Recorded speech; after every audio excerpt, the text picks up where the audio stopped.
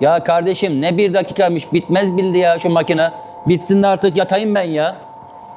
Arkadaşlar valizimi hazırladım. Uçağa bineceğim. Rusya'ya gideceğim. Ama makinamız 1 dakikayı bitirmediği için gidemiyorum. Ben size gösteriyorum. Siz bunu uygulayın. Bitirin. Tamam mı arkadaşlar? Şimdi Beko, Arçelik, Altus grubunda son 1 dakika kaldığında bitmesi gerekiyor iken o 1 dakika, 15 dakika, yarım saat, 40 dakika boyunca bitmiyorsa tek bir sebebi vardır. Su tahliye motoru arızalıdır. Değiştirdiğinizde olay bitecek. Şimdi Siemens marka, Bosch marka, Profilo üçü bir olarak aynı anne, aynı babadan çıkma olduğu için arkadaşlar son 1 dakika aynı şekilde bitmesi gerekirken bitmiyorsa bunun sebebi rezistanstır arkadaşlar. Unutmayın, ayırarak söylüyorum. Bosch grubunda, Siemens Profilo grubunda 1 dakika bitmiyorsa rezistans, Arçelik, Beko grubunda son 1 dakika kaldığında bitmiyorsa su tahliye motoru arızalı. Şimdi ben Rusya'ya gidiyorum. Kendinize iyi bakın. Rusya'da görüşürüz. Hoşça kalın.